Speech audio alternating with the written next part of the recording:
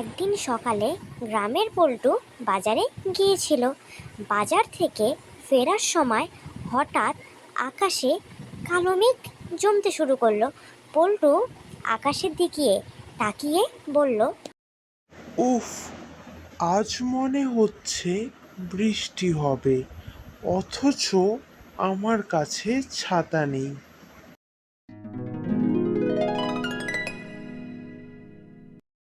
পল্টুর কাছে ছাতা নেই, এই কথাটা ভাবতে ভাবতে কিছু দূর যেতেই সে রাস্তার পাশে একটি সুন্দর ছাতা পড়ে থাকতে দেখে। সে মনে মনে ভাবে, এই ছাতাটা কার? এত সুন্দর ছাতা, তাও রাস্তায় পড়ে আছে। কারণ কি যে ছাতাটা রাস্তায় পড়ে আছে? পল্টু ছাতাটা তুলে নিয়ে চারদিকে তাকাতে থাকলো যে এই ছাতাটা যার, সে কি আশেপাশে দাঁড়িয়ে আছে? যখন পল্টু কাউকে দেখতে পেল না, তখন সে একটু ভেবে বলল, কার ছাতা এটা? কেউ তো আশেপাশে নেই, আর কাউকে তো আমি আশেপাশে দেখছিও না।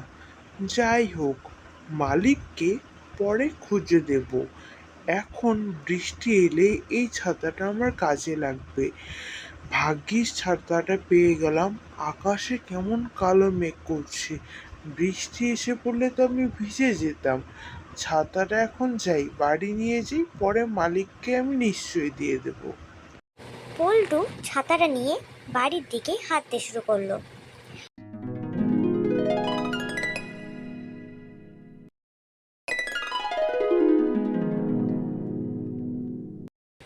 কিছু দূর যাওয়ার পর শুরু হলো টাপুর টুপুর করে বৃষ্টি।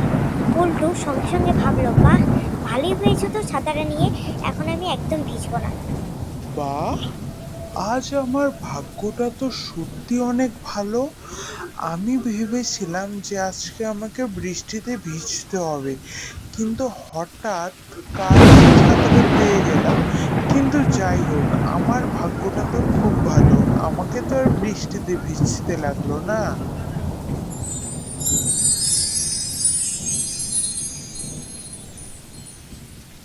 ঠিক তখনই পেছন থেকে একজন লোক দৌড়াতে দৌড়াতে এসে চিৎকার করলো,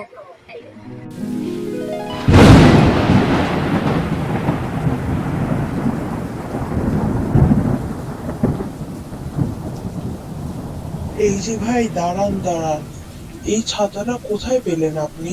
আপনি যে নিয়ে যাচ্ছেন, এটা কি আপনার ছাতা? কোথায় পেয়েছেন এটা আপনি? না না, এটা আমার ছাতা নয়, কিন্তু আমি এই ছাতাটা ওই দোকানে রাস্তার পাশে পড়ে থাকতে দেখেছি। আর মেঘটা কালো করেছে, তাই ভাবলাম বাড়িতে নিয়ে যাই, আর পরে মালিককে খুঁজে দিয়ে দেব। ওটা আমার ছাতা, তার জন্য তো আমি বলছি যে এই ছাতাটা আপনি কোথায় পেলেন। আমি ভেবেছিলাম বৃষ্টি হবে, তাই ছাতাটা আগে থেকেই রাস্তায় রেখে দিয়েছিলাম।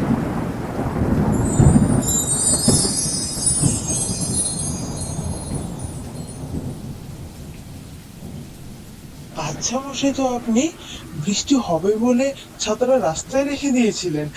আমি হাসি কি করে থামাবো, আপনি তো বৃষ্টির আগে ছাতা বাঁচাতে গিয়ে ছাতাটি হারিয়ে ফেলছিলেন।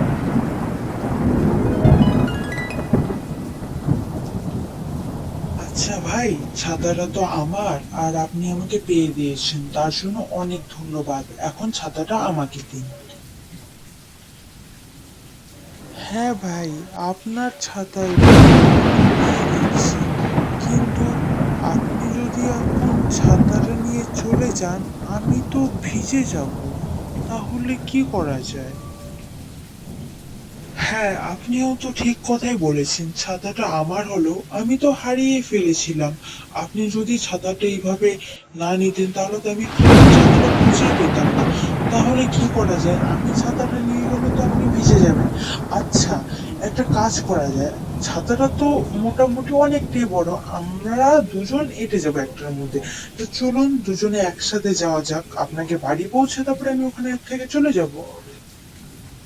এই তো দাদা, আপনি বুদ্ধিমানের মতো কথা বলেছেন, ঠিক বলেছেন।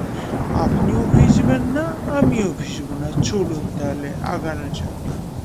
পল্টু আর লোকটি দুজনে মিলেই একটা ছাতার নিচে নিজেদের বাড়ি যাওয়ার উদ্দেশ্যে রওনা দিল।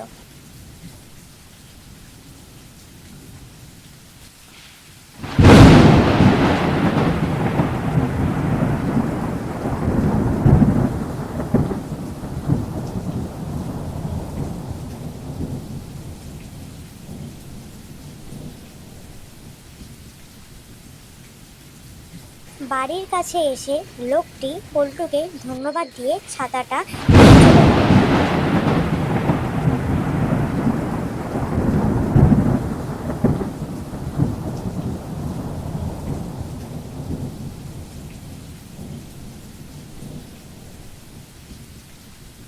পল্টু তখন নিজের ভেজা জামার দিকে তাকিয়ে বলল, আজ বুঝলাম অন্যের ছাতা কুড়িয়ে ভাগ্য খুলবে ভেবেছিলাম, শেষে নিজের জামাটাই ভিজে বাড়িতে ফিরলাম।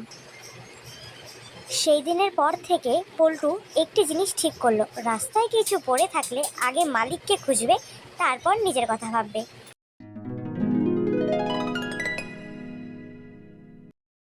তো বন্ধুরা, আজকের ছাতাটা কার গল্পটি আপনাদের কেমন লাগলো?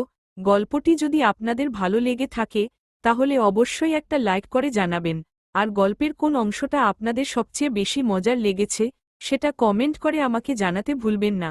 এমন আরও সুন্দর, মজার আর মন ভালো করা বাংলা গল্প দেখতে আমাদের চ্যানেলটি সাবস্ক্রাইব করে পাশে থাকুন। আপনাদের একটি লাইক, একটি কমেন্ট আর একটি সাবস্ক্রাইব আমাদের নতুন গল্প বানানোর জন্য অনেক উৎসাহ দেয়। আজকের গল্প এখানেই শেষ করছি। আবার দেখা হবে নতুন একটি মজার গল্প নিয়ে।